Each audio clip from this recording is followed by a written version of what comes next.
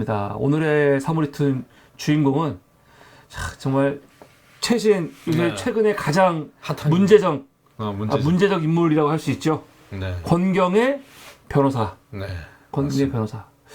권경의 변호사는요, 사실 그렇게 알려진 사람이 아니에요. 저도 잘 몰랐어요. 민변에서 활동을 했다고 하는데, 이제 민변에서 뭐 박근혜 때 무슨 시국선언 같은 거 하면은 단체로 이름 올리는 거 있잖아요. 그런 것들은 뭐 다 올리는데, 그런 거에 이름이 있는지 이렇게 활발하게 활동하거나 뭐 방송 출연을 많이 하거나 알려진 사람이 아니었어요.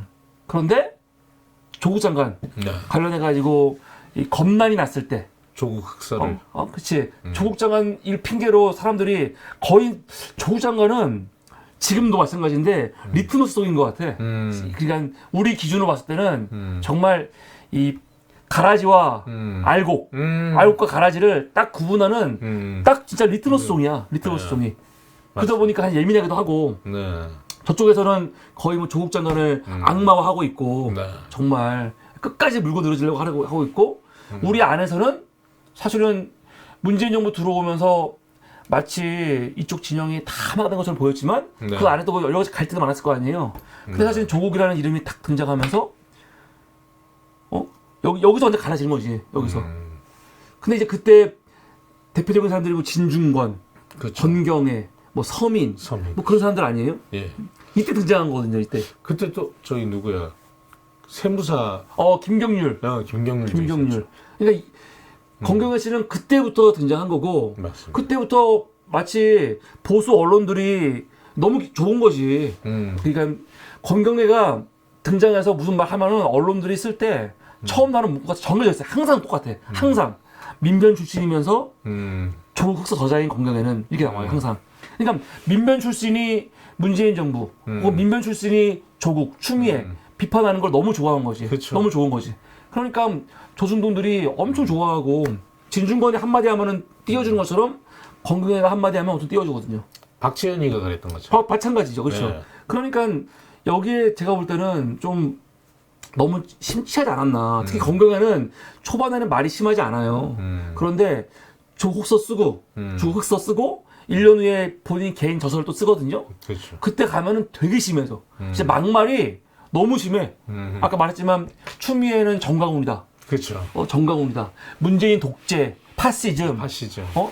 뭐 이재명은 멍청이. 뭐 그런 표현까지 쓰면서 무능하다, 멍청이. 멍청한 행정가다. 뭐 그 정도. 맞아요. 굉장히 심해지거든요. 그래서 이제 우리한테는 이미지가 안 좋죠, 굉장히. 그러다가 나중에 윤석열 정부 들어온 다음에는 또 태도가 바뀌어요. 윤석열 정부 비판적인 태도로 바뀌는데 그것도 저는 우연이 아니라고 생각해요. 다 이유가 있는 거다. 그래서 오늘은 근데 그런 거 다 떠나가지고 최근에 이제 진보건 보수건 모든 국민들에게 사실 손가락질 당하고 비판받는 일을 저질렀죠. 어마어마한 일을. 이게 처음 알려진 게 한겨레 단독입니다. 4월 5일 날 유족 8년 견딘 학폭 소송 권경애 변호사 불출석에 허망한 종결. 야, 이거는 내용은 난 처음에 잘 몰랐었는데 보면 볼수록 진짜 너무너무 황당한 사건이야. 너무너무 황당한. 그리고 이거는 변호사들이 이거와 관련해 갖고 많이 이 방송도 하고 이거와 관련 개인 유튜브로도 리뷰도 하고 그러는데 변호사들 정말 100이면 100 다 이해할 수 없는, 있을 수 없는. 그러니까 미쳤다 이거는. 그치. 욕먹어도 싸다. 변론 기일날 한 번 정도 안 갈 수도 있대요, 진짜로. 어떻게 깜빡 잊을 수도 있고 할 수 있다는 거야. 그런데 이렇게 3번을 안 오고 그런 경우는 있을 수가 없대. 총 5번이죠. 5번인데 오늘 그 얘기 해줄 건데 하여튼 있을 수가 없는 거고 더군다나 어떤 분은 그러더라고요. 이 법 공부할 때 실제로 쌍방 불출석 관련해가지고 이런 문제가 생기면은 이게 민사소송법에 있는 거니까 이런 게 있다는 거를 공부할 때만 배웠다는 거야. 그래서 이게 공부할 때만 배웠고 이론으로만 알고 있던 거지 이런 게 현실에서 과연 있을 거라는 거는 상상을 못했대. 자기는 변호사 생활하는 동안 20년 동안 이런 거는 처음 봤고 아마 그전에도 없을걸요? 그게 개막장인 거지. 그러니까요. 어떻게 이럴 수가 있어. 그래서 이 뭐냐면 결국은 재판기에 3번을 출석을 안 해가지고 패소한 거죠. 그렇죠. 항소심을 패소한 거예요. 이걸 이제 유족분이 어머니가 네. 그 어머니 얘기도 난 몰랐었는데 어머니가 딸이 목숨을 잃은 다음부터 페이스북에 매일 일기를 썼어요. 이게 갑자기 쓴 게 아니더라고. 항상 페이스북에 일기를 썼었어. 그래서 그 페이스북에 본 이야기를 쓴 건데 그게 이제 알려지면서 이제 우리들이 알게 된 거죠. 정말 기가 막힌. 야, 어떻게 이렇게 8년, 이게 1, 2년도 아니고, 장장 8년이잖아요. 근데 사실 이것도요, 8년이라는 것도 그냥 넘길 게 아니더라고요. 맞더라고요. 이것도 뭐라고 하냐면, 권경애 씨가, 작전을 그렇게. 그러니까 이거는 뭐, 나쁘고 그걸 떠나가지고, 이게 재판 보면은, 소송이 한 명 하는 게 아니거든요. 그렇죠. 가해자가 34명인가 그래요. 34명. 근데 이제 33명한테 지고 한 명한테 1심에서 이긴 거거든. 네. 근데 이긴 것도 사실은 재판 내용으로 이긴 게 아니고 그 가해자가 수긍을. 아니 이 재판에 참여를 안 했어. 그러니까 이거 있잖아 변론사 한테 쓰는 거 쓰지 않고 아예 그러니까 이 재판에서는 이거 인정하는 걸로 치고 그냥 이긴 거거든. 그러니까 사실은 항소심 가면 어떻게 될지 모르는 거예요. 네. 그래서 제가 이 내용 보면은 사실은 이게 쉽지 않은 재판이거든. 그러면 김현정 뉴스 보니까 손수 변호사 나와갖고 막 이야기하는데 그 사람도 하는 얘기가 아니 왜 물론 이제 어머니 입장에서는 뭐 모든 가해자들 다 그치. 해가지고 책임 묻고 싶을 수도 있어. 그런데 전략적으로 이거는 너무 힘들다는 거지. 시간도 오래 걸리고 굉장히. 네, 맞습니다. 그래서 이번에 사실은 이긴 것도 다 이기지 못했잖아. 다 이기지 못했는데 이렇게 가해자들을 너무 많은 가해자들을 특정해갖고 한 것도 문제가 있지 않냐 하면서 재판을 굉장히 오래 끈 거에 대해서도 이것도 패착이다. 문제가 있는 이 소송 방법이다라고 얘기를 하더라고요. 그러니까 가해자뿐만 아니라 학부모, 교장, 교감, 뭐 다 교육청 너무 많은 데를 그냥 다 엮은 거예요. 이게. 다 엮은 거고 사실은 이 내용을 보니까 이게 진짜 어려운 게 이 내용 아세요 혹시? 아니 자세히는 몰라요. 얘가 중학교, 고등학교가 다 걸려 있거든요. 네. 근데 이제 이건 이제 좀 설명을 좀 드리자면 관련된 기사가 있더라고요. 2015년도에 기사가 있어. 2015년도 이제 5월달에 그 주원이는 가명이에요. 네. 이 주원이가 이제 이 송파구에 있는 70짜리 빌딩에서 뛰어내린 거죠. 그리고 이제 목숨을 잃었는데 그리고 이제 병원에 실려가갖고 35일간 중환자실에 있다가 6월 22일 날 이제 숨을 거둔 거거든요. 네. 근데 이미 이때부터 완전히 우리가 모르던 얘기는 아니야. 한 번씩 언론을 타긴 했더라고요. 그래서 경향신문의 이 기사를 보면은 얘 주원이가 어떤 일을 당했는지 알 수가 있는데 어떤 사람은 그럴 수도 있어요. 사실 냉정히 봐서 이걸 보고 아 이거 이 정도면 별거 아닌 것 같은데 왜냐면 우리가 최근에 글로리 봤잖아요. 글로리에서 보면은 학교 폭력 엄청나게 심하잖아. 막 때리고 막 장난하잖아. 다리미로 막 엄청 심하잖아. 근데 이제 이 경향신문만 보면은 그런 게 잘 안 드러나. 여기서 학폭은 뭐냐면은 사실 이것도 무서운 건데 중학교를 어딜 갔냐면은 여기 갔어요. 진선여중을 갔단 말이에요. 근데 중1 때 친구가 있는데 그 친구하고 관계가 안 좋아진 거예요. 네. 근데 그 관계가 안 좋아진 게 뭐 정확하게는 모르겠어. 근데 그 친구들이 주원이를 페이스북으로 막 비난하고 욕하는 게 어떤 내용이냐면 제가 내 남자친구를 뺏어갔다. 뭐 그런 내용이야. 애들 그런 거니까. 근데 그러면서 이제 왕따를 시키고 또 선배들이 개입하고 그러면서 이 주원이를 뭐 단체 카톡방에 초대해가지고 선배들이 욕을 막 하면서 네가 누구 남친을 뭐 데려갔다부터 시작해서 막 비난하고 욕하고 하는데 처음에는 그래서 뭐 그냥 이 정도 욕설 왕따야만 있는 줄 알았어. 나중에 주원이가 이제 죽은 다음에 카톡을 보니까 중학교에서 실제로 폭력도 있었던 거예요. 막 끌려가갖고 애들한테 맞기도 하고 밀가루로 붓기도 하고 진짜로 어디지? 뭐 쓰레기장인가 그런 데 가갖고 막 맞기도 하고 폭력이 있었어. 폭력이. 그래서 애가 굉장히 힘들어했단 말이에요. 그래갖고 강화도에 있는 인천 강화도에 있는 중학교로 전학을 해요. 거기는 이제 많은 학생이 없는 그 조그만 학교인데 거기도 잘 지낸 것 같아 되게. 그래서 거기도 회복도 되고. 그런데 고등학교 때 다시 전학을 오는 거지 강남으로. 아마 중학교가 진선 그 여중이 그게 아마 이 강남에 있는 거잖아요. 그쪽에 네. 네. 잘 사는. 네. 근데 어머님이 이 집은 되게 잘 사는 집이 아니잖아요. 어머님이 청소노동자시고 부유한 집이 아닌데 난 요새는 몰랐는데 우리 때는요. 예를 들어서 친구들 간에 우선 우리는 모르겠어. 학폭이라는 게 선후배 사이에 많았거든? 근데 같은 동기들 간에는 물론 같은 동기들 간에도 학폭도 있었고 뭐 왕따도 있었지만 그래도 그때는 뭐였냐면은 좀 싸움 잘하는 애 이런 애들이 좀 싸움 못하는 애들 힘 약해 보이는 애들 괴롭히고 그런 거였거든? 근데 지금 그게 아닌가 봐요. 지금은 내가 들어보니까 부모의 경제적 능력 권력 진짜 그걸로 애들이 서로 왕따를 시키고 서로 막 함부로 대하고 그런 게 있나 봐 지금은. 나 이거 그때 들었어요. 내가 그때 누구한테. 근데 우리 때는 그러지 않았거든요. 우리 때는 친구들끼리 뭐 오히려 부자라고 해도 애가 좀 가난하더라도 내가 운동 잘하고 뭐 싸움 잘하고 그러면 애들이 힘이 있었고 막 그랬어. 물론 그게 좋다는 게 아니고. 그쵸. 근데 지금은 학교, 중학교, 고등학교도 철저하게 부모님의 재력이라든가 아니면 뭐 신분 그런 거에 따라서 다 판단을 하나 봐. 계급 사이가 돼버렸네. 이거 진짜인가? 방송 보시는 분들 좀 아시면 말씀해 주십시오. 지금 진짜로 중고등학교가 그렇게 나눠져 있습니까? 진짜로 집 어디 사냐? 뭐 집 몇 평이냐?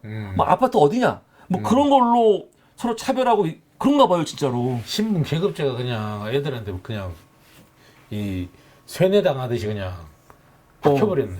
그러니까 그래서 이 당시 주원이가 이게 왕따 당하고 그런 거에 대해서 그 조흑서 함께 쓴 그 서민 있잖아요. 네. 서민이가 지난 4월 10일 날 글을 하나 썼거든. 지도 뭐 같은 조흑서 저자로서 뭐 책임이 있다고 하면서 본인도 글을 썼는데 여기서 얘 말은 그 말이에요. 아마 아이들이 강남에서 살면서 이런 이유 때문에 뭐 무시당한 거 아니겠느냐 이렇게 지 내피셜을 쓰긴 썼더라고. 그런데 충분히 그럴 수도 있을 것 같긴 해요.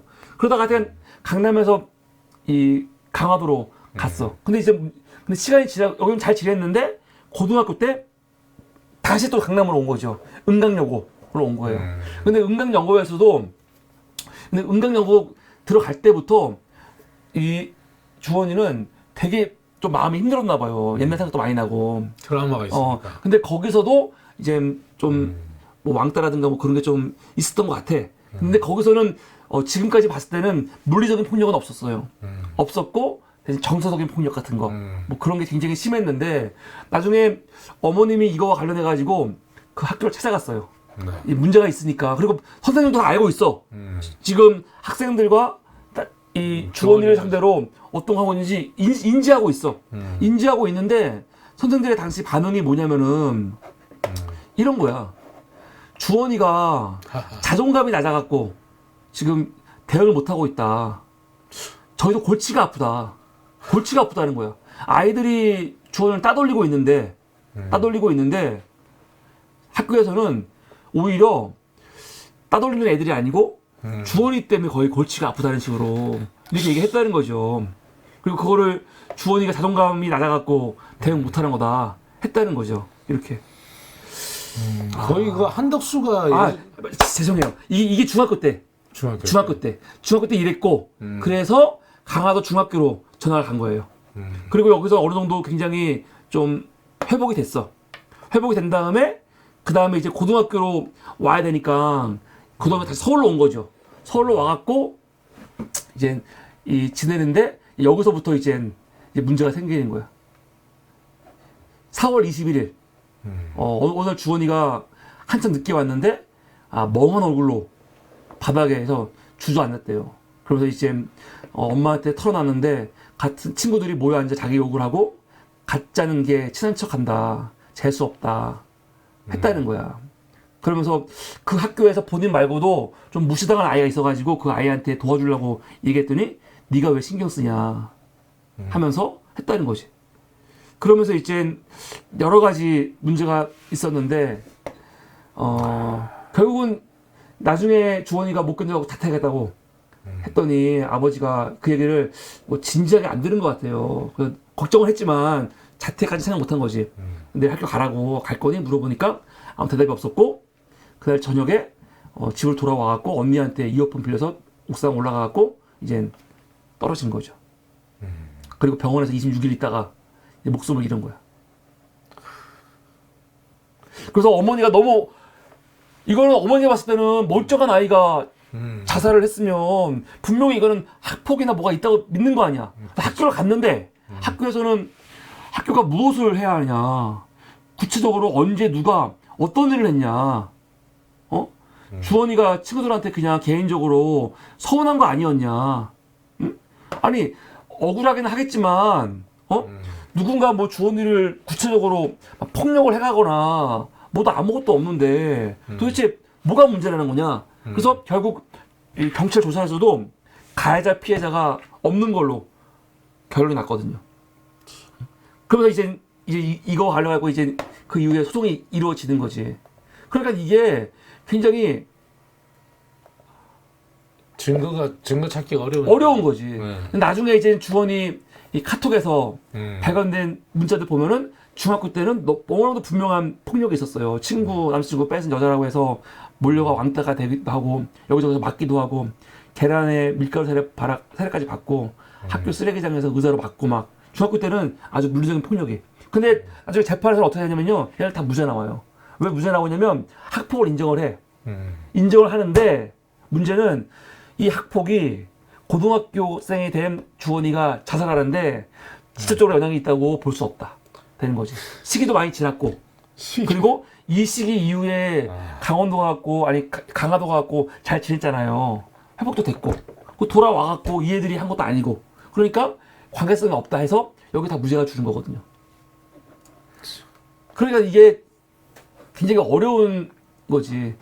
지금 이 문제가 이렇게 경향신문이 2015년에도 이 기사가 됐는데 2017년도에 또 SBS에서 이거를 카드뉴스로 소개를 했어요. 이게 굉장히 가슴이 아픈데 이거 한번 보면은 어떻게 돼 있냐 볼까요?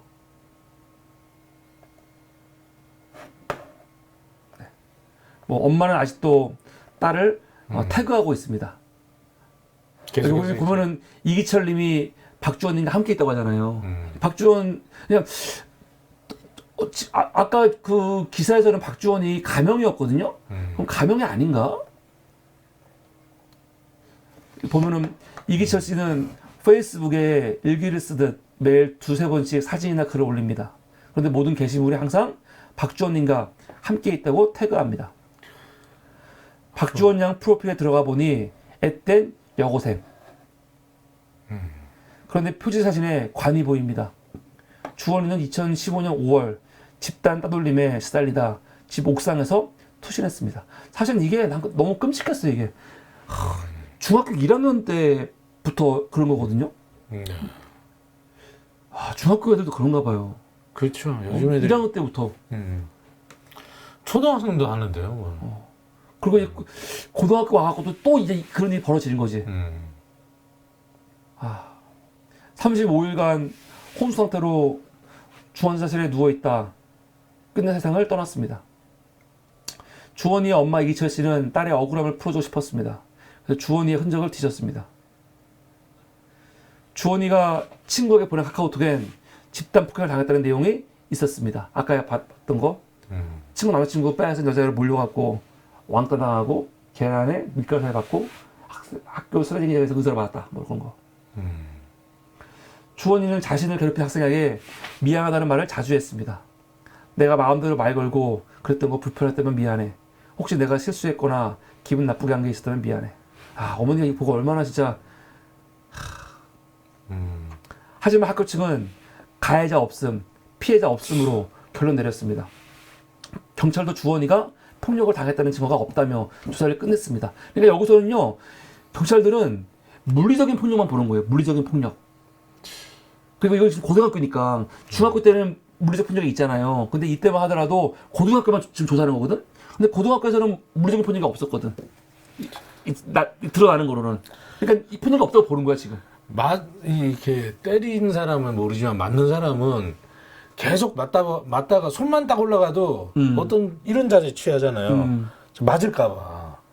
자기는 손 올리면서 머리 자기는 가해자는 머리를 쓰다듬는 어. 건데 피해자는 손이 올라가는 거야 이렇게.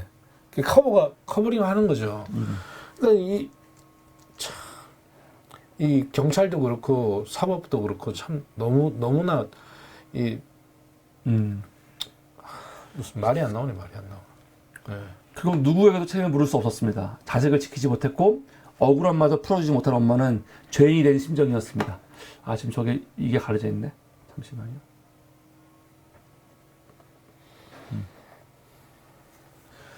건강마저 악화돼 알아놓은 엄마 이기철 씨. 하지만 주원을 생각하면 가만히 있을 수 없었습니다.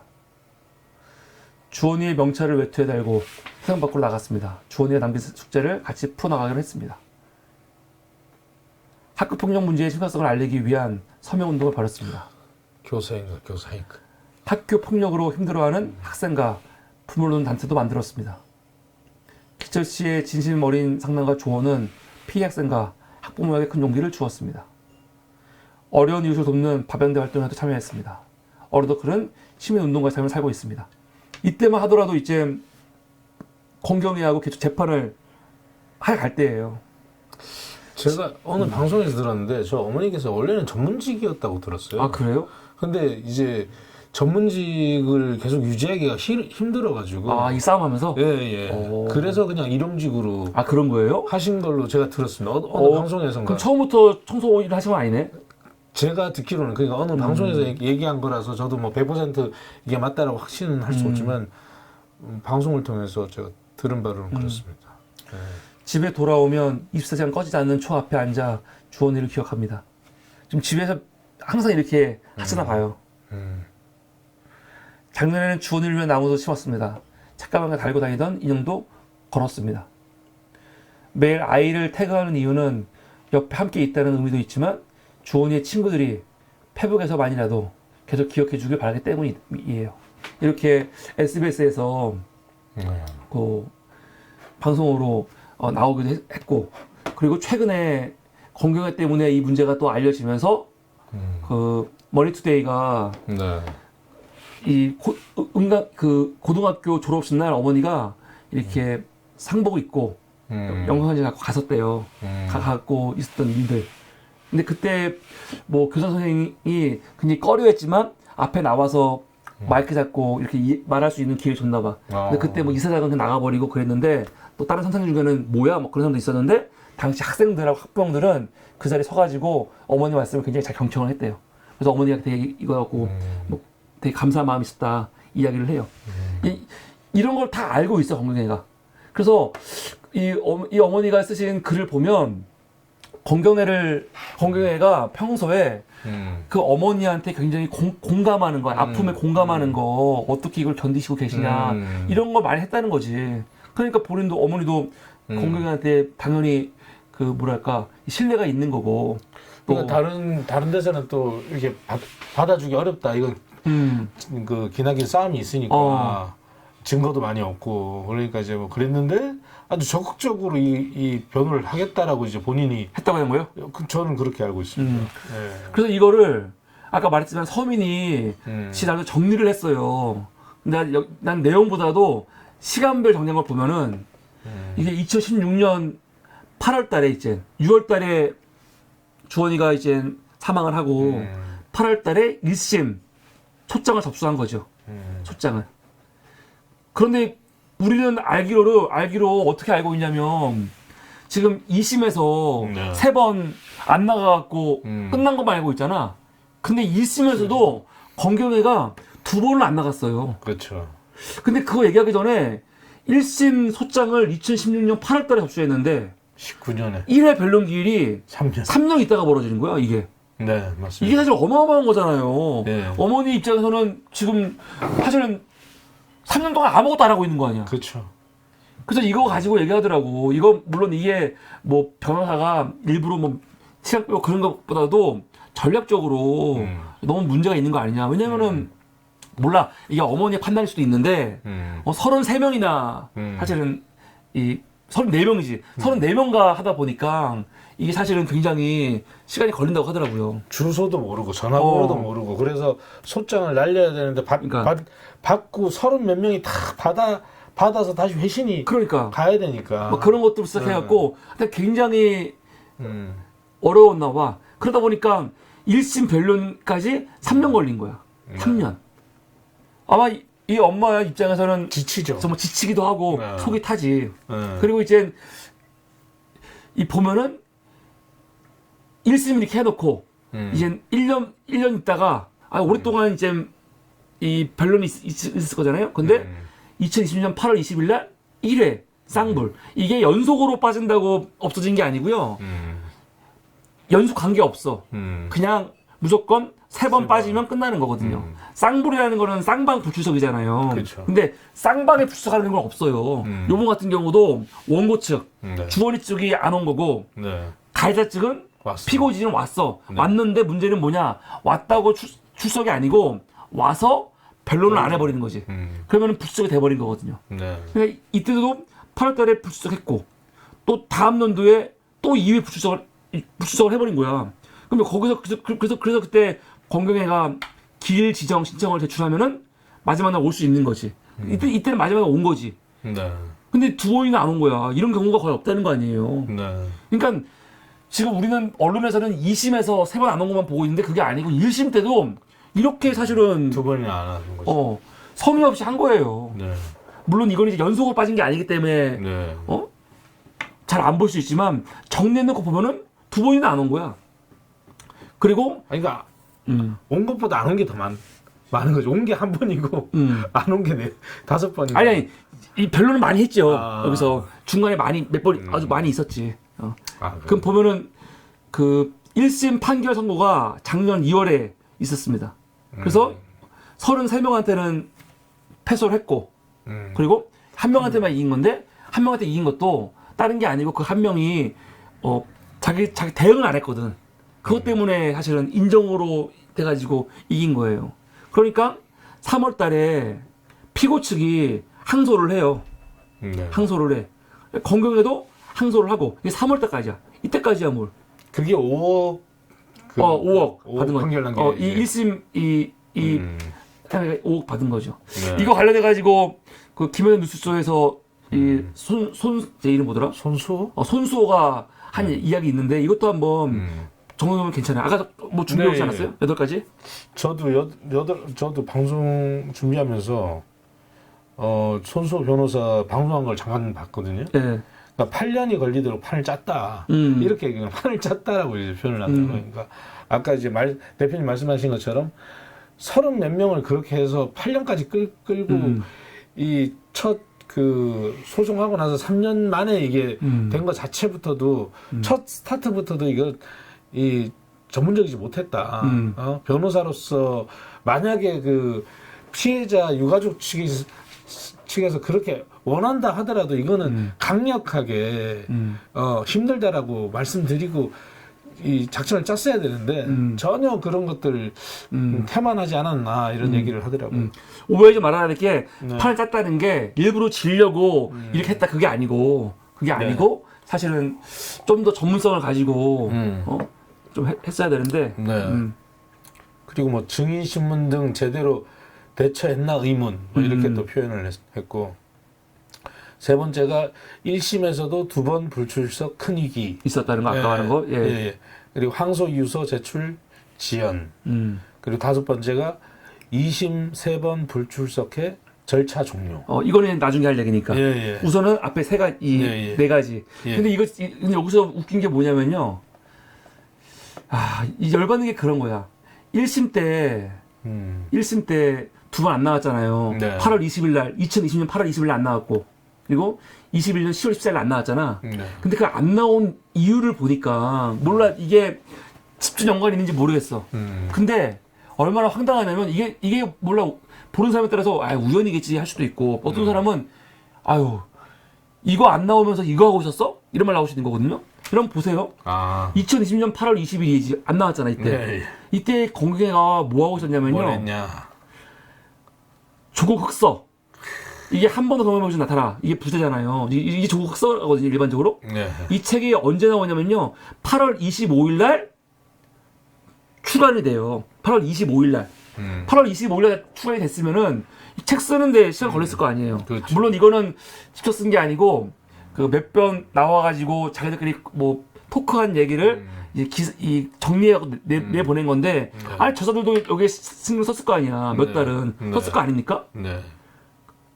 지 8월 20일 날 재판도 안 나가갖고 출도 안 한 사람이 이거 하고 있었던 거야. 책이 났어. 이것 때문에 사실은 관련해가지고 지금 계속 모여가지고 자기들끼리 뭐 토크 콘서트 하는 거 한다고 그 난리 치고 있었고 이거 25일 날 책 나와가지고 지들끼리 좋아하고 있는 거 아니에요. 네.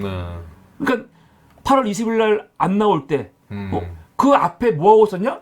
이 책 관련해서 바빴단 말이야. 네. 바빴어. 물론 그것 때문에 안 나왔냐? 그건 모르겠어요. 근데 그런 일이 있으니까 영광이 되는 거야. 그렇죠. 근데 또 열받는 건 뭐냐면 두 번째도 10월 14일 날 안 나왔잖아. 네. 근데 이때도 물론 조금 기간 차이가 있긴 하지만 보면은 2020년 7월 달에 책이 나와요. 이거는 완전히 혼자 쓴 책이지. 이건 시간이 많이 걸린 책이죠. 네. 앞에 거는 그냥 서로 토크한 거를 네. 뭐 엮었다. 엮었다면은 이건 지가 책을 쓴 거야 오랫동안. 그래서 이거 책 쓰는 시간 동안 페이스북에 엄청나게 문재인 정부와 이제 뭐 관련된 것들 다 네. 비판을 많이 하거든요. 이때 엄청 발언이 세지는 거거든. 파시즘 그런 얘기들. 다 이때 나오는 거예요. 네. 이게 7월달 나왔으니까 이 책 쓰려면 그래도 한 몇 개월 걸렸을 거 아닙니까? 그렇죠. 그것만 하고 있었던 거야. 근데 그리고 책 나온 다음에는 책 광고하고 있고. 그러다가 어떻게 한 겁니까? 그게 10월달 또 두 번째 안 나온 거야. 아니 이게 얼마나 무책임해요. 사실 이게 우연이냐 진짜? 책은 쓰면서. 자기 일에 이렇게 열중하다가 정작 정말 중요한 그 어머니 지금 몇 년째입니까? 2015년부터 지금 계속 싸우고 있는 거 아니야 이거. 네. 1심. 근데 이거를 이렇게 무책임하게 빠뜨린 거 이것만 봐도 사실은 굉장히 문제가 있는 거죠. 비판을 안 할 수가 없는 거야. 그러다가 약간 다행스럽게 두 번째 빠져갖고 이것도 문제였는데 이건 이때 그 어머니는 알고 있었을까? 모르겠어요. 그런데 권경회가 이거 기일 지정 신청해가지고 결국은 다시 살려내고 재판하다가 1심에서 2월 17일 날 선고 나오는 거죠. 재판 그 선고 한 거 보면은 이게 2020년 22년 2월 17일 날 나온 거 아닙니까? 이게 여러분 사건 번호 치면요. 이 판결문 다 보실 수 있습니다. 밑에 이게 뭐냐면 A29, 31이 뭐냐면 이게 그 가해자들 명단인데 명단은 다 이름이 가려져 나오는 거죠. 34명이잖아. 34명. 이거와 관련해갖고 어떻게 되냐면 W가 W한테만 5억 받게 하고 나머지 모든 피고들에 대해서는 기각된 거죠. 그래서 피고 한 사람만 너무 재판에 똑바로 임하지 않았기 때문에 이건 자백으로 간주한다 해서 유죄가 나온 건데 얘가 여기서는 다시 항소했잖아요. 네. 그러니까 항소 가면은 또 어떻게 될지 모르는 거거든 사실. 뭐 3억이든 2억이든 떨어질 수도. 어떻게 될지 모르는 거야. 무죄 나올 수도 있고 사실. 네. 야 앞에 다 무죄 나왔는데. 그러니까 이거 굉장히 신경 많이 써야 되는 거거든요. 근데 이제 그러고 이제 2심이 되는데 다 아시다시피 2심에서 3번 안 나가는 거죠. 9월 달에 안 나가고 10월 달에 안 나가고 11월에 안 나가고 끝나버린 거예요. 그런데 11월 10일 날 안 나가갖고 결국 어떻게 됐어요? 판결물이 11월 말에 나왔잖아요. 네. 근데 이거를 알리지 않은 거죠, 엄마한테. 네. 엄마한테 알리지 않은 거야. 그러다 언제 알린 거냐? 4월달? 5월달? 4월달 요번에 와서 알린 거 아니야. 5개월 동안. 5개월 동안 알리지 않다가 요번에 알린 거지. 그렇죠. 난 그런데 사실 더 황당한 건 뭔지 아세요? 사실은 판결물이 왔어. 그 판결물 건경이가 봤을 거 아니야. 지가 3번 안 나갔다? 깜빡하고 안 나갔는데 어느 날 법정에서 판결물이 왔어. 너 안 나가서 항소 졌어. 그럼 놀랄 일이잖아. 그렇죠. 근데 아직 한 번 기회가 있어요. 어떻게 하면 되지 아세요? 제 상고하면 돼요. 상고. 대법원 남았으니까. 우리나라는 3심안이에요. 네. 지금 진 거는 2심. 2심에서 진 거기 때문에 이거 상고해가지고 대법원 넘어가면은 한 번 더 기회가 있는 거거든? 근데 상고도 안 해. 상고를 2주 안에 해야 돼요. 판결을 받은 다음에 2주 안에 해야 되는데 상고도 안 한다고. 지금 대부분 다 3번 안 나왔다. 그거 말하고 있는데 이거 말고도 황당한 거는 왜 상고를 안 했냐는 거야. 그러네. 상고도 안 했어요. 야, 이거는 뭐 어떻게 무슨 생각을 가지고 사는지. 그러니까 완전히 어이가 없죠. 이거 하느냐고 이제 당연히 기자들이 물어보지 않겠어요? 왜 안 나왔냐? 근데 이거 본인이 말한 건 아니고 그 어머니가 너무 황당하고 속상하니까 페이스북에 글을 올리셨거든. 그 글에 보면은 건경회가 와가지고 어머니가 이제 재판이 너무 진행이 안 되니까 왜 안 되냐고 물어보니까 건경회가 약속을 잡는 거지. 언제 만나자 그렇게. 근데 계속 약속 날짜가 됐는데 이걸 미는 거야. 그래서 어머니는 그때 되게 기분이 안 좋았다는 거지. 왜 내 세건이 자꾸 이렇게 두 번째, 세 번째나 되냐. 그러니까 자꾸 미뤄지니까 결국은 금요일날 만나기로 해서 갔더니 약속 시간보다 늦게 또 택시 타고 와갖고 엄마한테 들어간 다음에 하는 얘기가 재판 졌다 했다는 거지. 그러면서 죄송하다 막 그런 식으로. 그러면서 하는 말이 뭐냐면 자기가 1차 때는 왜 못 가냐? 아파서 못 갔다. 아파서 못 갔고 두 번째는 판사가 날짜를 잘못 알려줬다. 잘못 알려줬다. 그게 말이 돼? 말도 안 돼. 근데 본인 말은 그래요. 첫 번째는 내가 갔었는데 거기서 내가 쓰러졌다. 이게 9월 22일이야. 두 번째는 판사가 날짜를 잘못 알려줘갖고 내가 수첩에 잘못 적었다. 요즘 다 전자로 다 넘어오잖아요. 이렇게 이게 말이 되나? 세 번째는 회사의 직원이 그만둬가지고 나한테 뭐 알려준 사람이 없었다. 아니 이게 말이 돼? 이게 말이 돼요? 그렇게 어머니한테 얘기했다는 거 아니에요. 이거 황당한 거죠. 책 쓰는 날은 출판하는 날은 안. 그런데 이것도 보니까 건경회 같이 쓰러졌다고 하잖아요. 그래서 왜 쓰러졌을까? 예를 들어서 아까 1회 변론이 9월 22일이란 말이에요. 쓰러졌다는 거 아니야 본인이. 네. 근데 9월 20일 날 쓴 페이스북에 어떤 내용이냐면은 이때는 건경회가 윤석열하고 김건희에 대해서 돌아섰어 다시. 그러니까 막 비판하던 때야. 그때 도이치모터스 김건희 주가 조사 관련해가지고 검찰 공소장 막 나왔을 때야. 김건희 관련된 건 아니지. 다른 사람 공소장 나온 거지. 근데 이거를 지가 이게 150장이거든. 이걸 다 분석해갖고 지가 보니까 김건희 문제 있다 하는 거야. 150장짜리 공소장을요. 지가 다 분석해서 봤다는 거야. 그래서 이때 건경회가 진중권하고 막 싸워요. 진중권은 계속 윤석열 편이고 그러니까. 그러니까 건경회가 공소장 보고 얘기해라. 난 지금 다 보고하는 거다. 내가 분석한 거다. 싸우거든. 근데 이게 언제였냐면 9월 20일이었거든. 그러니까 이틀 전에 공소장 분석하고 있었는데 그 다음날 아파갖고 쓰러졌다. 이해가 하는 거지. 너무 황당한 거지. 그러면서 또 어떤 기사 보면은 이렇게 1회, 2회 놓친 거 아니에요. 2회 때도. 네. 이게 놓친 다음에 본인이 2회까지 놓치면은 아까 1회 때도 보면은 두 번 놓친 다음에 뭐 했습니까? 길 지정 신청 하잖아요. 한 번 더 달라고 기회를. 네. 요번에 했어. 요번에 해가지고 건경회가 직접 어떻게 했냐? 변론 기회 달라. 이렇게 과거 기회 부수석에 부찰이 있었으나 부디 변론 기회를 새로 지정해 변론을 새롭게 할 수 있게 강력히 부탁한다라고 했다는 거야. 그래 놓고 또 세 번째 안 나간 거지. 안 나가니까 이거를 엄마가 모르고 있다가 4월 때라서 안 거 아니에요. 그래가지고 이때 이기철 어머님이 페이스북에 글을 올린 거예요. 4월 5일에. 제 앞에 있는 건 죽음뿐이다. 근데 이때 얼마나 황당하냐면 아까 말한 것들 본인이 왜 빠졌는지 그 이유 뭐 자기가 첫 번째 범어 갔는데 쓰러졌다. 두 번째는 이 수첩에 다음 날로 잘못 적었다. 이거 왜 그러냐면 재판사가 나한테 잘못 알려줬다. 뭐 그런 내용들 있고. 그리고 또 난 더 황당한 건 뭐냐면 어머니가 공개 사과문 올려라 했더니 공경혜 씨가 그것만은 봐달라고 애원했다는 거죠. 본인이 변호사로서 벌이가 있어야지 손배라도 할 거 아니냐. 근데 내가 지금 이렇게 사실 알려지면은 내가 이거 매력 나간다. 그러면 나 변호사님 못한다. 그렇게 얘기했다는 거지. 난 개인적으로 제일 황당한 게 뭐냐면 그거야. 어머니가 지난 8년간 이거 어떻게 책임질 거냐 막 울면서 얘기하니까 한다는 소리가 지금 그것이 알고 싶다 해서 학폭 관련해갖고 제보를 받고 있다. 거기다 이거 제보해서 재심 한번 해보자. 이게 말이 돼요, 지금? 이게 말이 돼?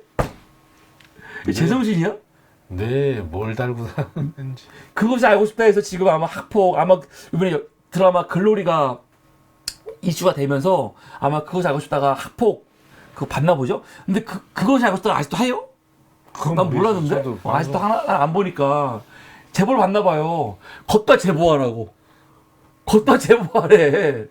변호사가 1심에서 그래도 한 명한테 이겼는데 변호사가 지가 이렇게 무책임하게 안 나가고 지고 나니까 그거 알고 싶다 해 제보하래. 처음부터 하라고 그러지. 진짜 너무 어이가 없어. 그럼 또 지가 또 인터뷰 하나 하려고 그러나? 그 건경에 있던 법무법인이 어디냐면은 법무법인 해밀이에요. 지금은 나왔지? 근데 이 법무법인도 되게 작더라고. 네. 큰 법무법인이 아니야. 대표 변호사가 이미엘이 변호사이고 고문 변호사 1명 있고 파트너 변호사 2명 있는 크지 않은 법무법인이야. 지금 여기를 상대로 아마 어머니 쪽에서 소송을 하시는 것 같아요. 근데 진짜 너무 어이가 없잖아요.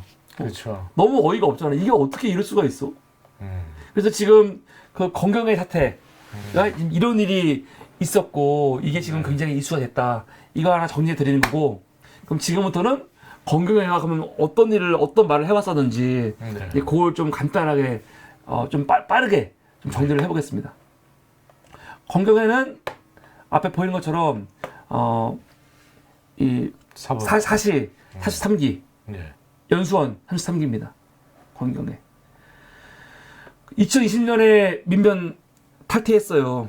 그 전까지는 굉장히 진보적인 척하고 막 그러다가 조국 장관 관련해가지고 이슈가 되면서 완전히 이제 그쪽으로 붙어가지고 거의 뭐 정치적으로는 민주당 비판 하는데 이제 앞장을 쓰는 거지.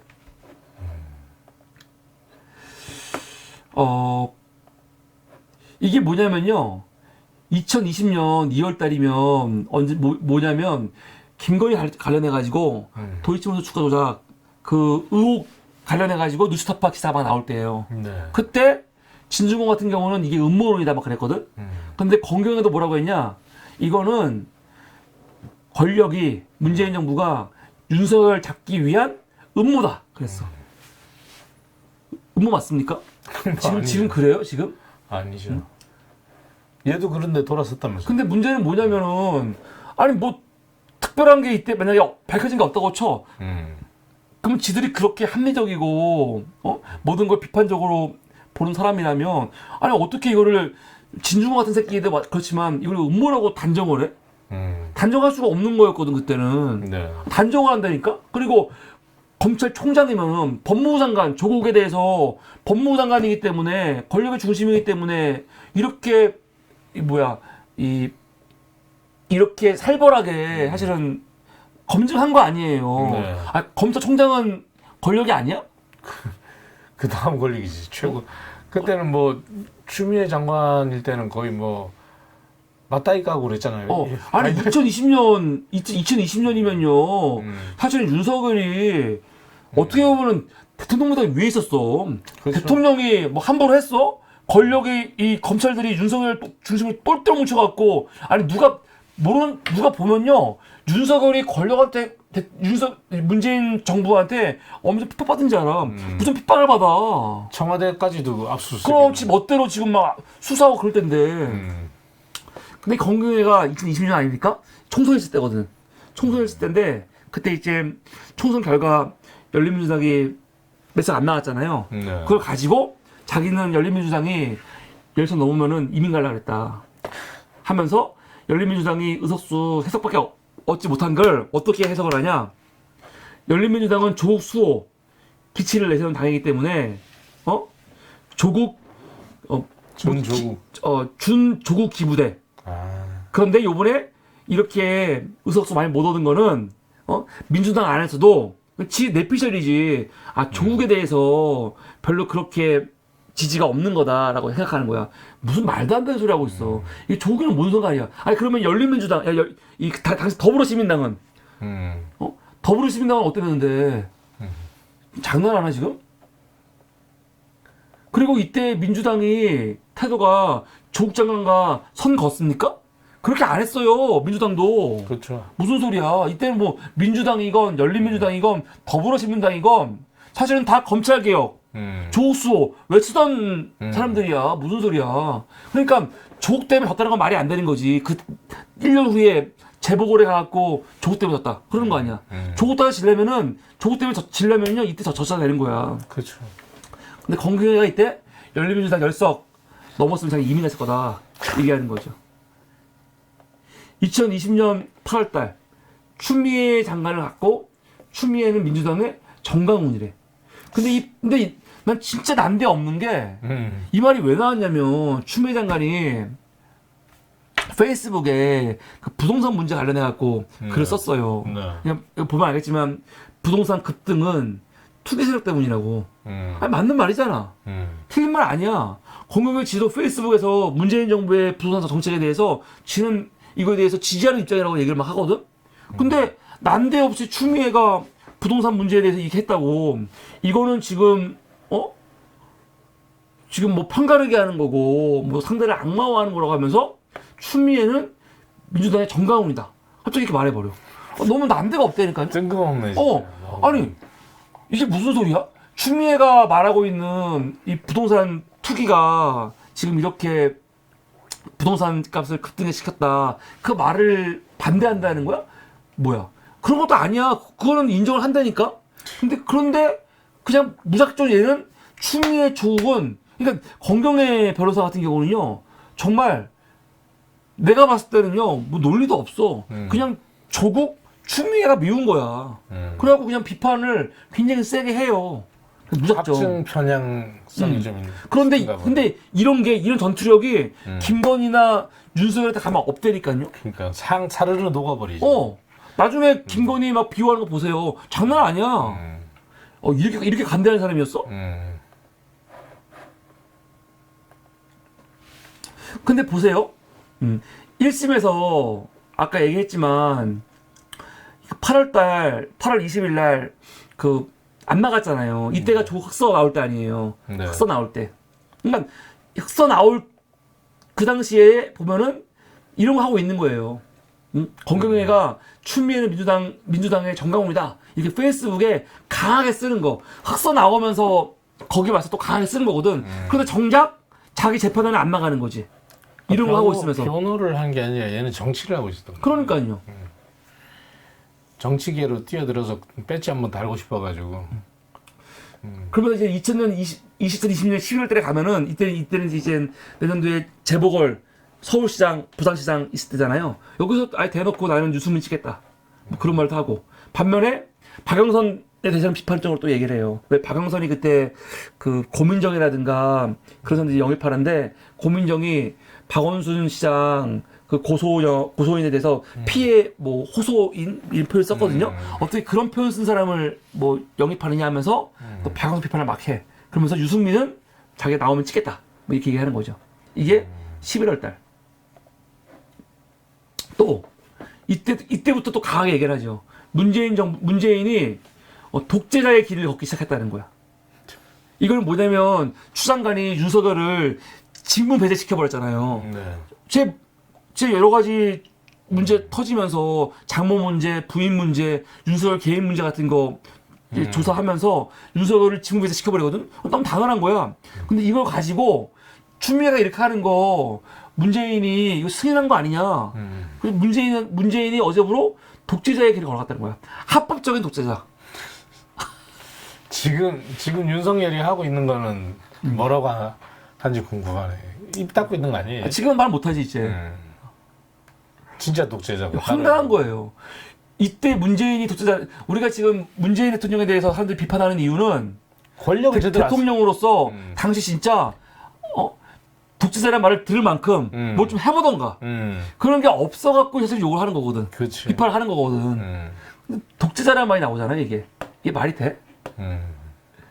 이게 11월 그리고 이제 이듬해 5월달에 가면은 이때 가면 이제 말이 더 세지는 게 자기가 본인 책 쓰고 있을 때거든요. 본인 책 쓰고 있을 때요. 그래서 이제 조국 장관이 그때 책이 나왔어요. 조국 책 나왔는데 거기에 조국 장관이 민주당 나를 밟고 가라 이런 말을 썼거든. 그걸 가지고 노무현 흉내 낸다고. 아주 웃기다니까요. 어디서 노무현 흉내질이냐. 근데 난 웃긴 게 뭐냐면요. 이렇게 지금 변절한 과거 진보들 있잖아. 얘네들이 노무현 파리를 엄청 해요. 노무현 파리를 엄청 해. 예를 들어서 뭐 지금 노무현 때 그 정책실장이 했었나? 지금 정경련 회장 간 애가 누구죠? 정경련 회장 간 애가 누구지? 노무현 대통령 때 엄청 노무현이 기용했던 사람이거든. 이 새끼가 그 국민의힘 자유한국당 그 김병준. 김병준 같은 새끼 저쪽당 비대위원장 가갖고도 하는 얘기가 노무현 정신 얘기했잖아. 그러니까 노무현 엄청 파리를 많이 해요. 맞아. 마찬가지 이것도 이런 거야. 2021년 5월 달에 보면은 검찰개혁 이꼴 조국 수호 이꼴 문재인 수호냐 하면서 박범계 비판하는데 뭐라고 하냐. 민주당원이신 박범계 법무부 장관님 민주당 대집권 원하십니까? 하면서 하는 말. 왜 아무 죄 없는 한동훈 검사를 음해하고 업무에서 배제시키냐. 한동훈이 이때 검언주창 나오고 채널 A하고 검언주창 나오는데 지금 자기 핸드폰 공개 안 하고 그럴 때 아닙니까? 그렇죠. 아니 지가 지금 추미애 조국 비판하던 이런 관점에서 들이대면요. 한동훈이 무고해? 무고한 새끼가 왜 핸드폰 공개 안 하냐고 비판을 해야지. 그렇죠. 그런데 여기서 뭐 하는 거냐면 왜 무고한 한동훈을 음해하고 업무에서 배제시키냐고. 왜 김학이 출금 금지하는 거 불법이라는 거지. 왜 이성윤 왜 중앙지검장으로 안 치냐고 비판을 막 하고 있어. 한동훈 중앙지검장 안 치라고 하는 거지. 야 어떻게 이럴 수가 있냐. 그러니까 뻔뻔해도 너무 뻔뻔해. 그러니까 얘네들은요 기계적 중심도 안 되는 거야. 얘네들이 욕 먹는 이유가 욕 먹어야 되는 이유가 그런 거죠. 조국과 추미애 문재인 정부에 대해서 정말 조금의 이 흠이라도 보이면은 이거를 이렇게 악착같이 물어뜯던 애들이 윤석열, 검찰, 또 뭐 한동훈, 김건희 같은 애들한테 나올 때는 꼬리를 사랑사랑. 왜 이거 갖고 그래? 별것도 아닌 것 같고 그렇다니까요. 그러니까 감시견이나 막 그런 애들이 갑자기 이제 애완견으로 바뀌잖아요. 그러니까 너무 어이가 없죠. 그러면서 문재인 정부 때는요, 아까 독재자라고 했잖아. 네. 이제는 민주당이 이 파시즘이라고 파시즘. 얘 내가 봤을 때 저거 파시즘 걔가 많이 쓰는 말이잖아요. 진중권? 독일 하면 무조건 뭐 독일 파리 엄청 많이 하는. 그냥 웃기는 새끼들이니까요. 이러고 있는 거야.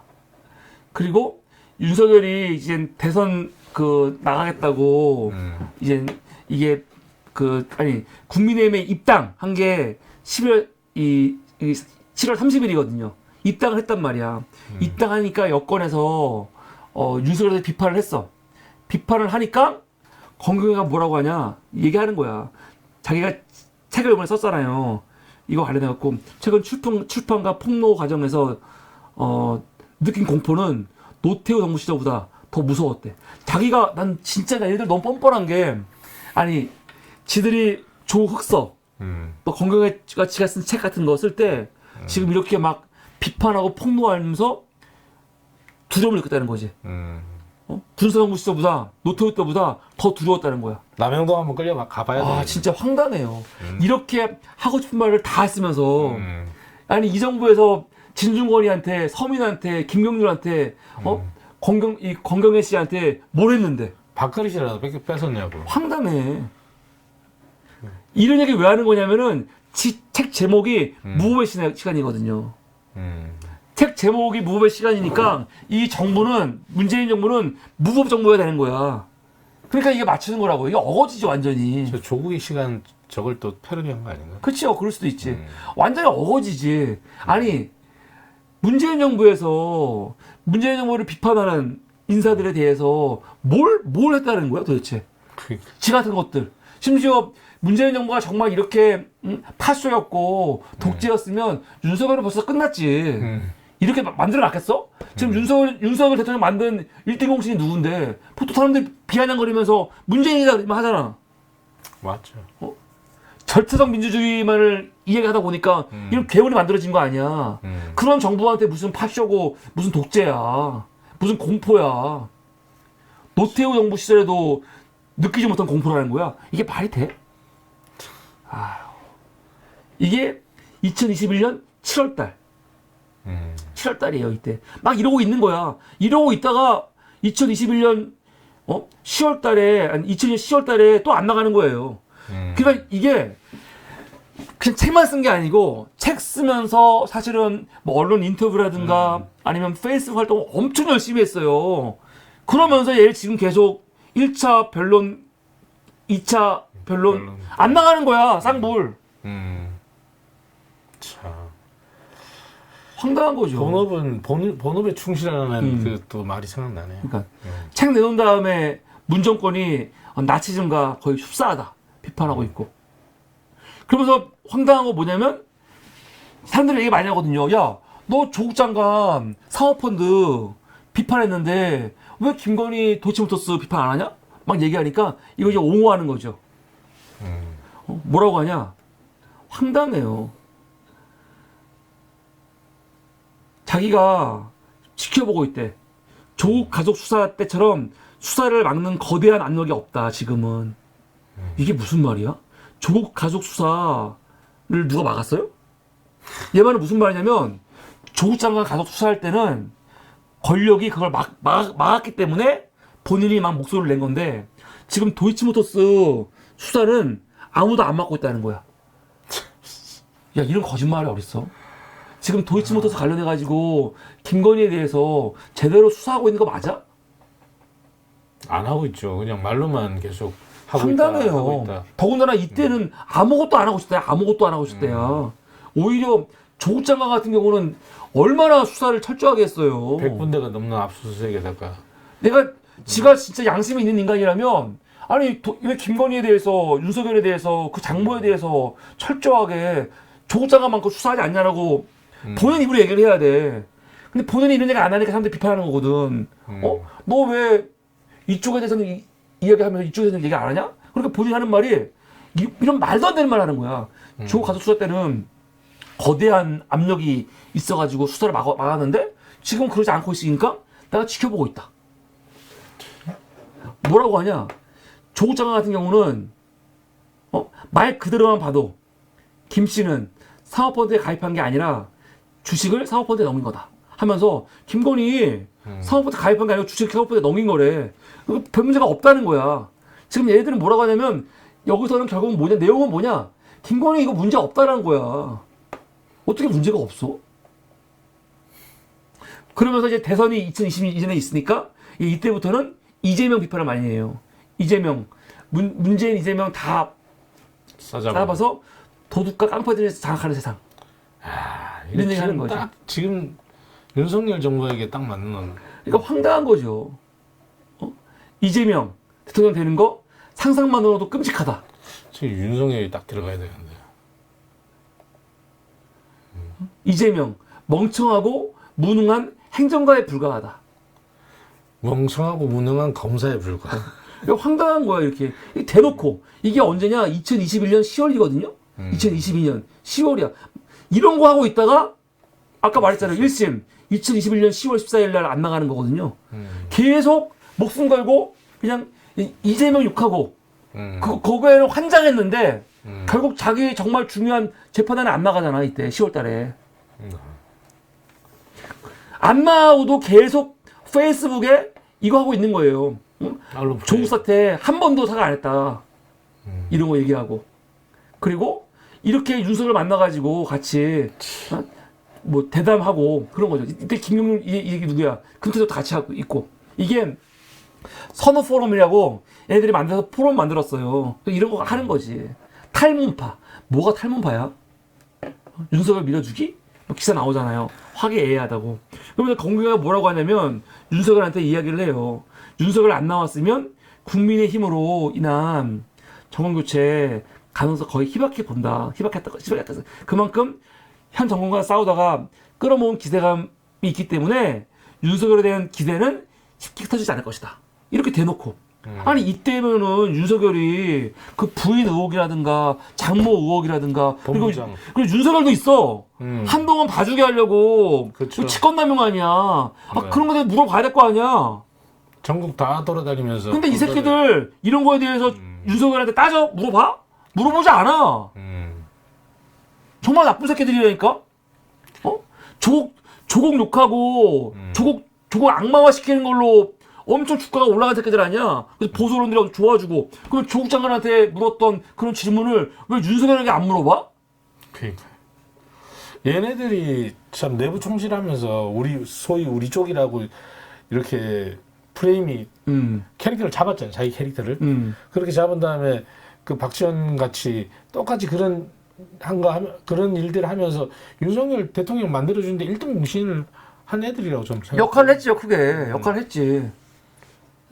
아, 그리고 또 얼마나 좋아. 보수 애들이 비판하면은 너 비판 하나도 하는데 애들은 겉으로 보기에는 진보였던 애들 아니야. 그렇죠. 아, 민주당이었던 금태섭 민주당 의원이었잖아. 이 새끼들 나와갖고 이렇게 얘기해주니까 얼마나 좋아. 그렇죠. 그러니까 근데 이때 보면은 욕을 먹는데 이때 또 한참 김건희 주가뿐만이 아니라 그 학위, 이력 이거 지금 진짜 너무 심하잖아요. 이거 시끄러울 때거든요. 근데 그런 거에 대해서 비판도 안 해, 애들은요. 학력 위조. 8시간 그 녹취 그건 언제였죠? 8시간 녹취도 그 이유인가? 잘 모르겠네. 거의 이때쯤 될 거예요. 겨울쯤 아마. 근데 김건희가 사과한단 말이에요. 그게 겨울에 월 말에 사과를 해. 근데 이거 가지고 건경애가 엄청 잘했다. 막 칭찬을 하는 거야. 아 이때 제가 뭐 했는데?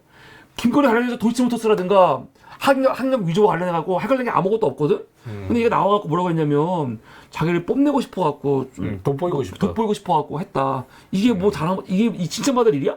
근데 이거 갖고 엄청나게 칭찬을 해요. 엄청나게 마음고생 극심하실 텐데 아이고. 극심하실 테고 무서워서 테지만 잘하셨다. 여성 전시 기획자로서 자신의 삶은 더 이상 걸어가기 어려웠지만 공적 책임을 감당하는 삶의 첫 관문을 잘 통과했다. 중전마마. 정말 그러다니까요.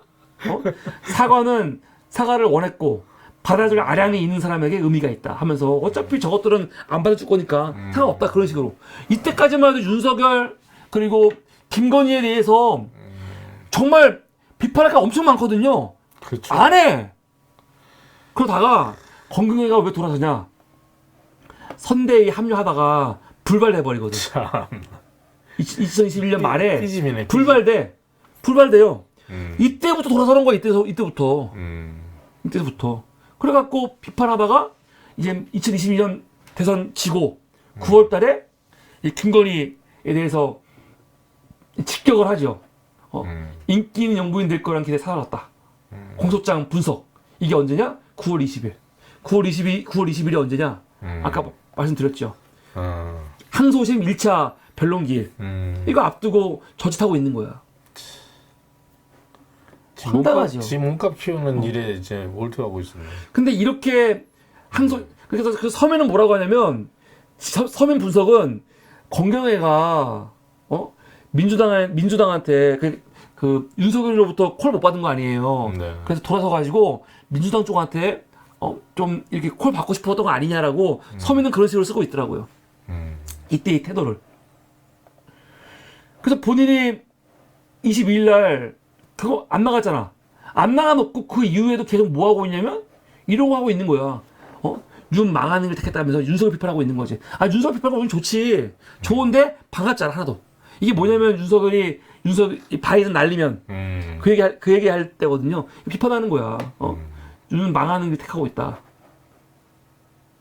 이게 9월 28일. 작년 9월.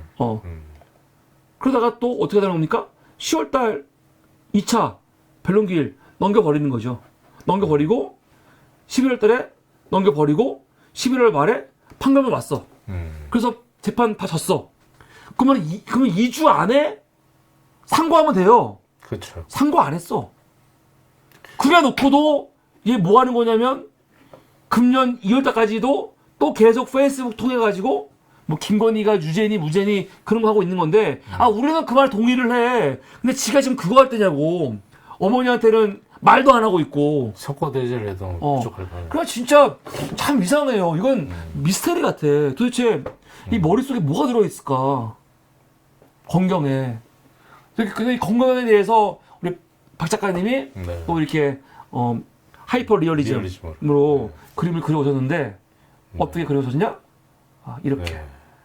설명을 좀 해주시죠. 뭐 최대한 이제 뭐 있는 그대로 W애를 썼고요. 사진이 방송에서 나왔을 때는 되게 이렇게 좀 옛날 사진들이 많이 나오더라고요. 인터뷰 사진이라든지 이런 것들이. 근데 가장 이 사진이 최근이지 않나. 그래서 이제 가장 최근 그림으로 이제 찾느라고 그 시간이 좀 걸렸고. 아니 근데 참 근데 이거 가지고도 말을 하더라고요. 이게 서민뿐이 아니라 여러 사람이 뭐 건경애를 옹호하려고 하는 건 아니지만 변명이지. 뭐냐면 건경애가 사진을 보면은 좀 말라있는 사진이 있는데 실제로 보면은 살이 많이 쪘거든요. 근데 이걸 가지고 뭐라고 하냐면은 우울증. 지금 뭐 무슨 병이 있대. 진짜 몸이 아프긴 아픈가 봐. 그래서 우울증이 심하다는 거야. 근데 우울증이 심하면은 무기력하고 그러잖아요. 네. 그러니까 지금 얘가 재판에 뭐 항소심 2-3번 안 나온 거를 그거와 연결시키는 건데 나는 정말 그러면 안 된다고 생각해요. 이걸 왜 연결을 시켜? 그러면 1심 때 2번 안 나간 것도 그렇고 2심 때 3번 안 나간 게 본인이 지금 우울증으로 되게 어려워하고 우울증으로 굉장히 고통받고 있어가지고 지금 못 나갔다. 그러니까 환자다, 아픈 사람이다, 뭐 이해하자, 뭐 그런 식의 지금 뉘앙스로 글을 쓰거나 말하는 사람도 있어요. 근데 그건 개인 문제지. 그렇죠. 그럼 본인이 이 못 변호를 한다고. 하지 말아야지. 못한다고 해야죠. 이거 완전히 그 피해자 가족 그 어머니의 인생을 망쳐버리는 거 아니야 지금. 그렇죠. 이게 뭐 변명의 여지가 있는 거야? 이건 개인 문제야. 어떤 사람들은 그래 지금 이렇게 건강하게 욕을 먹으니까 우리 건강한 씨가 혹시 극단적인 선택하면 어떡하나 걱정하는 사람도 있어. 아니 걱정하는 사람은 뭐 있는 거 하는 걸 한다고 치는데 그 문제는 그 문제인 거고 건경애라는 변호사 때문에 지금 8년 동안 딸의 억울한 죽음 때문에 지금 정말 죽지 살고 있는 그 어머니의 입장이 있을 거 아니야. 네. 지금은 그쪽을 바라봐야 되는 거야. 건경애 씨가 이건 개인 문제인 거지. 그거 가지고 건경애 뭐 그럴 수도 있었겠네. 인정해 주자는 거야? 그건 말도 안 되는 거죠. 네. 또 1시간 반이 열받네. 넘어가니까 네. 또 예. 그래서 지금 우리 박 작가님이 2시간에 한 번씩 화장실 가셔야 됩니다. 빨리 다녀오신 다음에 이어가도록 하겠습니다. 네. 이거 차고 가면 되나? 차고 가셔도 돼요. 네. 네, 그렇게 갔다 오십시오. 그럼 잠깐. 빨리 갔다 오십시오, 빨리. 네. 하고 계시냐고요? 예. 네. 잠깐 휴식할까? 잠깐 휴식하는 거. 예. 예. 그래서 여러분들 황당한 거예요, 건경애 씨. 그래서 우리 박 작가님이 이렇게 또 건경애 씨 그 그림을 그려 오셨고요. 여기에 건경애 씨 관련해 가지고 본인이 했던 이 말들을 정리해서 가져온 게 이런 겁니다. 김건희 주가조작 사건은 윤석열 잡기 위한 음모였다. 추미애는 민주당의 정강훈이다. 문정권은 나치즘, 독재자. 학보재판 5회 불출석, 8년간의 기나게 소송, 유족의 허무한 패소. 이재명 멍청하고 무능해. 참 너무 어이가 없어요. 다른 사람들한테는 정말 냉정하게 일말에 그 이해하고자 하는 그런 변명의 여지도 없이 그냥 엄청나게 비판하고 정말 메스를 들이대면서 자기한테는 얼마나 관대합니까? 얼마나 관대해요. 3번 안 나간 거. 첫 번째는요, 몸이 아팠어요. 두 번째는 판사가 날짜를 잘못 알려줬어. 세 번째는 여직원이 그만둬가지고 몰랐어. 이게 말이 돼? 난 분노하지 않을 수가 없어요. 남들한테는 그렇게 엄하게 칼을 들이대면서 자기한테는 무한하게 관대한 인간들. 정말 용서할 수가 없습니다. 네, 여러분. 어차피 이렇게 된 거 우리 박 작가님 화장실 가신 관계로 5분간 있다가 5분간 있다가 돌아와서 우리 다음 이슈 넘어가도록 하겠습니다. 우리 5분간 휴식 취하겠습니다. Her alarm goes off and she gets up to watch the morning news. Doesn't work no more but tells a lot of stories about her youth. Drinks more lately, ain't got pills in many different colors too. Morning light is showing, she moves the chair to look out at her view. But her shop was built right across the street, and it stands where the sunrise used to be. In the afternoons on the couch to read, goes through old pictures and memories.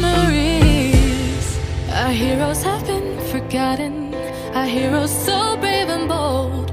Our heroes have been forgotten, our heroes so they got old. Our heroes have been forgotten, our heroes so brave and bold. Our heroes have been forgotten. 아 이게 제대로 끄신 거 그래서 아니죠? 예, 용물을 잘 보고 오셨기 때문에 그냥 이어가도록 하겠습니다.